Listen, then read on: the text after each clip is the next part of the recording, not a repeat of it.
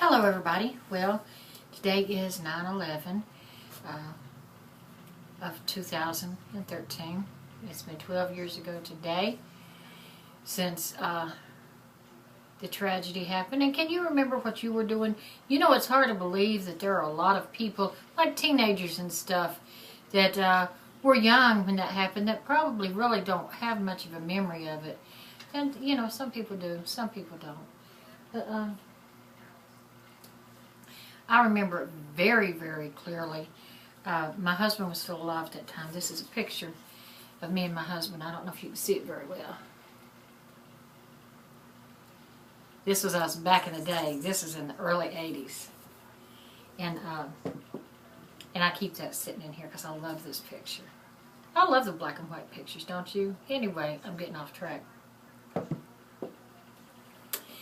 Anyway, on 9/11, it was my day off from work. I was off work on that day.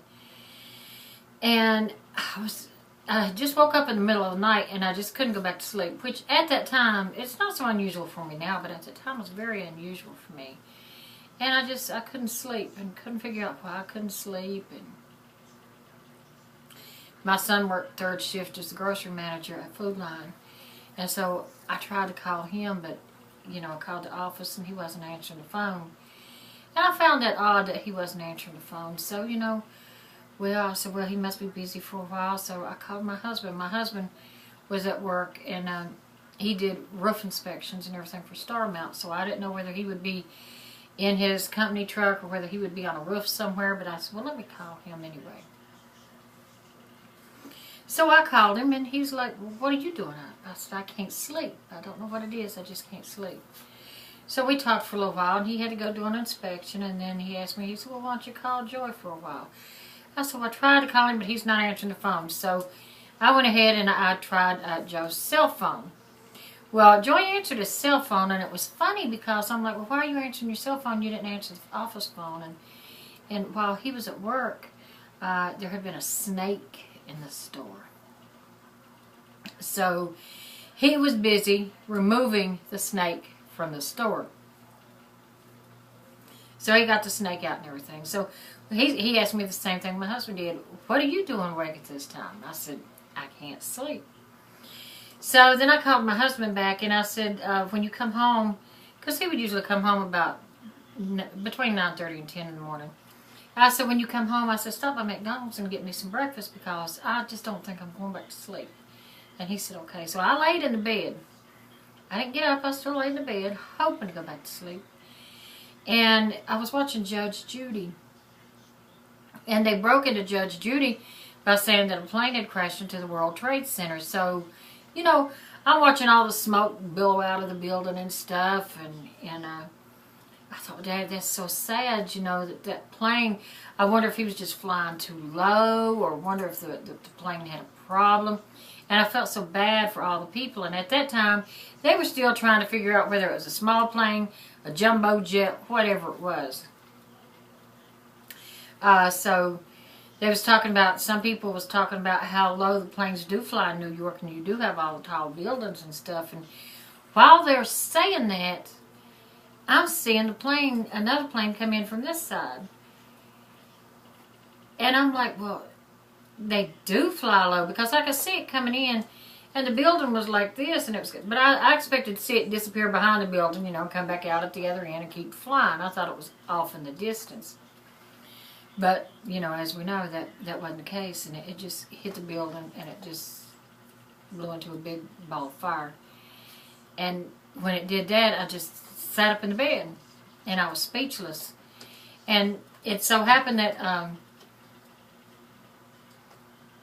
my husband's truck, the radio had gone out in his truck. He had one of those removable radios, and he had taken it out. He would take it out every evening when he came home.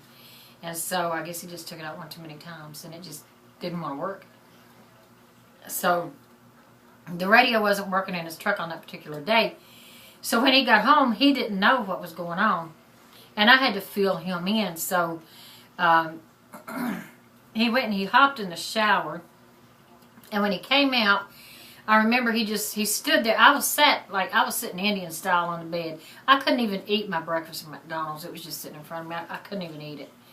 And my husband came out and just stood beside the bed. He didn't even bother sitting down.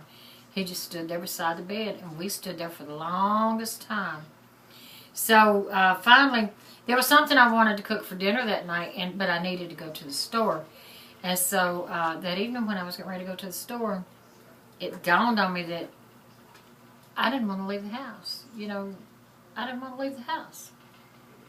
So my husband was like, well, just make something else. We'll have something else. I said, but I had my heart set on that.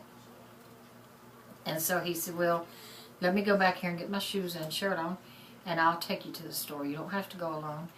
And I said, okay, because I was really afraid to leave. But then I got to thinking about it, and I thought, this is ridiculous. No. So I told him, I said, no, you don't have to take me. I'll take myself. And I said, you've been at work all night. You shouldn't have to take me out to the store. And he was like, well, I'll take you. And he would. But I said, what are you going to do? Are you going to come home from work tomorrow to take me to work? Or are you going to pick me up from work? I've got to go out by myself.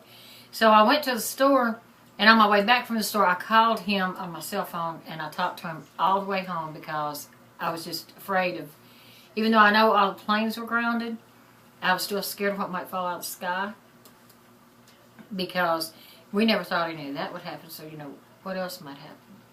I was traumatized. I was terrified. And what made it even scarier, too, is that Stephanie, my daughter, had just came back from California not long before that. And that happened to be her first plane ride. And I worried about her when she went down there, and I worried about her until she came back. And I was so happy when she came back, and she just enjoyed the plane ride and everything. And that was just right before 9/11. And so, if she had been in California when all that happened, I don't know what I would have done, because planes were grounded for days and days. And my baby would have been stuck in California, and there would have been nothing I could do. So it was pretty terrifying. You think in the big scope of the what ifs and everything. And so on the first anniversary of 9/11, my husband was still alive, and that's when they had all the memorials and stuff on TV. And I remember we sat and watched that, and I remember my husband getting real misty-eyed, and because it was just so sad. But my husband did not live to see the second anniversary of 9/11, and here it is 12 years later. It's 12 years later. It's so hard to believe, and yet it seems like yesterday. So what were you doing on 9/11? Do you remember everything that you were doing? Just, do a video about it, or leave a comment in the box below. You can make it a short one, a long one, it don't matter, and tell me what you were doing.